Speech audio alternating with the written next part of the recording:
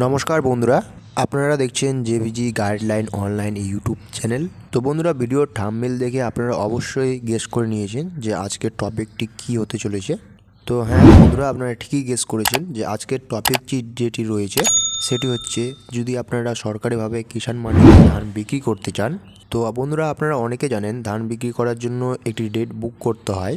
আপনারা যে ডেটে ধান বিক্রি করতে চান সেই ডেটটি বুক করতে হয়। তো আপনারা কিভাবে সেই ডেটটি বুক করবেন তার সম্পূর্ণ প্রসেস আপনাদেরকে এই ভিডিওতে দেখানো হবে। তো আপনারা যারা নতুন রয়েছেন, চ্যানেলটি সাবস্ক্রাইব করেননি, তারা অবশ্যই চ্যানেলটি সাবস্ক্রাইব করে রাখবেন এবং অল নোটিফিকেশানটি অন করে রাখবেন এরকম নিত্য নতুন ভিডিও সবার আগে পাওয়ার জন্য। তো আপনারা ডেট বুক করার জন্য সবার প্রথমে এই ওয়েবসাইটে চলে আসবেন epd.wb.gov.in। এটা লিখে আপনারা ক্রমে সার্চ করবেন, তাও চলে আসতে পারবেন, এবং আপনাদের সুবিধার্থে ভিডিও ডেসক্রিপশনে এই ওয়েবসাইটের লিঙ্কটি দেওয়া থাকবে। আপনারা ভিডিও ডেসক্রিপশনে সেখানে চেক আউট করে এই ওয়েবসাইটে চলে আসবেন। তারপরে বন্ধুরা, আপনারা দেখতে পারবেন আপনাদের সামনে এরকম একটি ড্যাশবোর্ড ওপেন হয়ে যাবে। তো আপনারা এখানে যেটি করবেন, ডেট বুক করার জন্য এখানে দেখতে পাচ্ছেন ফার্মার সেলফ শিডিউল লেখা রয়েছে। আপনারা এই যে ফার্মার সেলফ শিডিউল লেখা রয়েছে, আপনারা এখানে ক্লিক করবেন। তারপরে আপনারা দেখতে পারবেন এখানে সেলফ শিডিউলিংয়ে এখানে আপনারা আপনাদের রেজিস্ট্রেশন যে নাম্বারটি, সেই নাম্বারটি বসিয়ে দেবেন। তো আপনারা এখানে রেজিস্ট্রেশন নাম্বারটি বসিয়ে দেবেন। রেজিস্ট্রেশন নাম্বার বসিয়ে দেওয়ার পর নিচে একটি ক্যাপচার শো করছে, আপনারা সেম ক্যাপচারটি টাইপ করবেন। ক্যাপচারটি বসিয়ে দেওয়ার পর আপনারা সাবমিট অপশন দেখতে পাচ্ছেন, আপনারা সাবমিট অপশনে ক্লিক করবেন।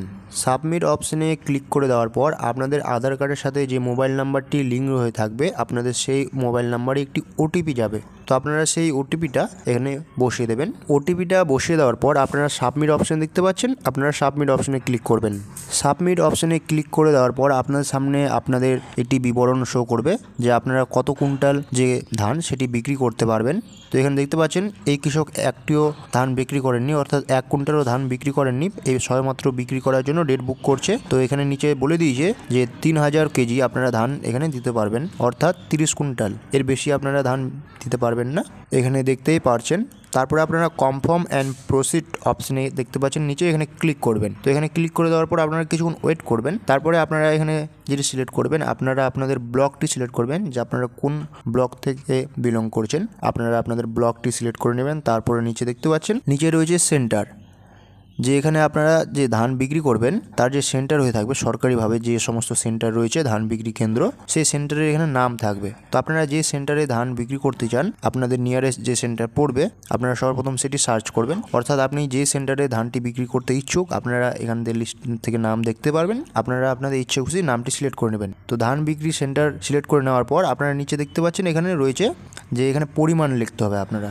তো আপনারা এখানে পরিমাণ লিখবেন যে আপনারা কত কুইন্টাল ধান বিক্রি করবেন। তো পরিমাণটা আপনারা সংখ্যায় এখানে বসিয়ে দেবেন। আপনারা যদি 10 কুইন্টাল বিক্রি করতে চান তো 10 লিখে দেবেন, 30 কুইন্টাল বিক্রি করতে চাইলে 30 লিখবেন, 25 কুইন্টাল দিতে চাইলে 25 লিখবেন। তো আপনারা এখান থেকে আপনাদের পরিমাণটা বসিয়ে দেবেন যে আপনারা কতটি ধান বিক্রি করতে চান। তো পরিমাণ বসিয়ে দেওয়ার পর নিচে ক্যালেন্ডার দেখতে পাচ্ছেন সাইডে রয়েছে। তো আপনারা এখান থেকে আপনারা ডেটটি সিলেক্ট করে নেবেন, অর্থাৎ কোন ডেটে আপনারা ধানটি বিক্রি করতে চান। তো বন্ধুরা, আপনারা ডেটটি সিলেক্ট করে নেবেন, যে ডেটে আপনারা ধানটি বুক করতে চান সেই ডেটটি সিলেক্ট করে নেবেন। আপনারা মনে রাখবেন, আপনারা যেদিন ডেটটি বুক করবেন, অর্থাৎ আপনারা 1 মাসের ভিতরেই আপনাদের ডেটটি বুক করতে হবে।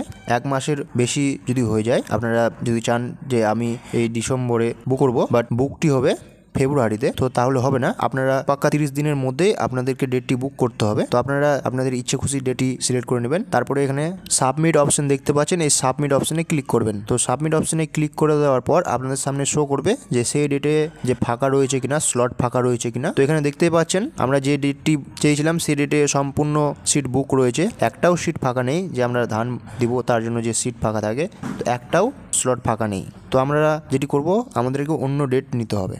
তো এখানে দেখতে পাচ্ছেন একটাও ফাঁকা নেই। তো আপনারা এভাবে দেখতে পাবেন বন্ধুরা, যদি লাল কালারের এই সমস্ত চিহ্ন থাকে তো আপনারা বুঝে নেবেন যে একটাও ডেট ফাঁকা নেই।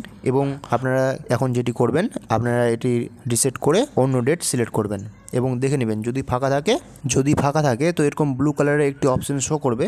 আপনারা এখানে দেখতে পাচ্ছেন 33 নাম্বার রয়েছে। 33 নাম্বার বলতে এখানে বোঝাচ্ছে, উপরে দেখতে পাচ্ছেন শিডিউল নাম্বার লেখা রয়েছে, অর্থাৎ 1 থেকে 9 যেটি রয়েছে 9টা থেকে 10টার ভিতরে তারা ধানটি তো তারা দিবে। এবং যারা রয়েছে 10 থেকে 18-র মধ্যে যারা পড়ছে, অর্থাৎ নাম্বার অনুযায়ী তারা 10টা থেকে 11টার মধ্যে ধানটি বিক্রি করবে। এবং যারা 19 থেকে 27 নাম্বারের মধ্যে রয়েছে তারা 11টা থেকে 12টার মধ্যে ধানটি বিক্রি করবে সেন্টারে গিয়ে।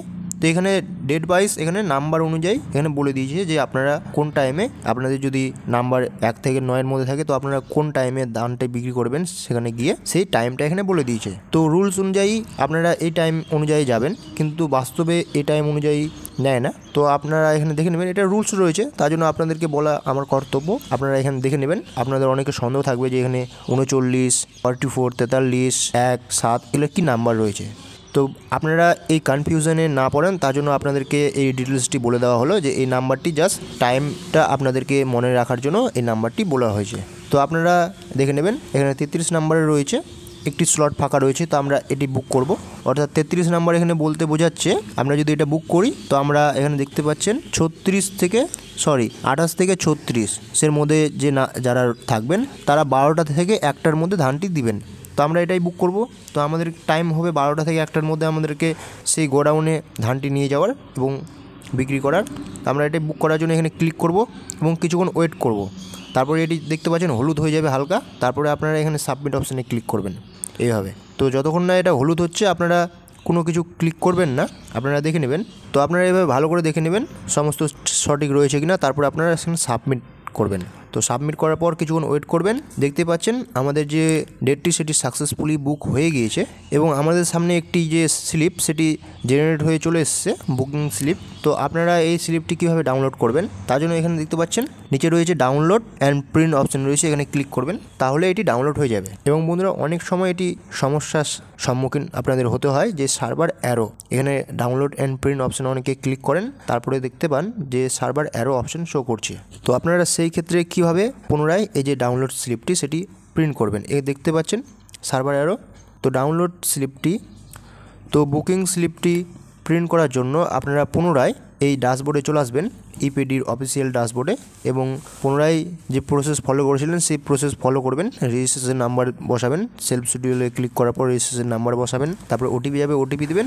তারপরে এখানে দেখতে পাচ্ছেন এভাবে এখানে চলে আসবে যে ডাউনলোড অ্যান্ড প্রিন্ট, আপনারা এখানে ক্লিক করবেন। আপনারা ডাউনলোড বুকিং স্লিপ অপশানে ক্লিক করবেন, তাহলে আপনাদের যে স্লিপটি, বুকিং স্লিপটি সেটি ডাউনলোড হয়ে চলে আসবে এবং পুনরায় এটি আপনারা ডাউনলোড অ্যান্ড প্রিন্ট অপশানে ক্লিক করে ডাউনলোড করে নেবেন। এবং বন্ধুরা পুনরায় যদি আপনারা এরকম দেখেন সার্ভার অ্যারো, তো আপনারা দেখতে পাচ্ছেন রিলোড অপশান রয়েছে, আপনারা এখানে রিলোড অপশানে ক্লিক করবেন, তাহলেই আপনাদের বুকিং স্লিপটি সেটি ডাউনলোড হয়ে চলে আসবে।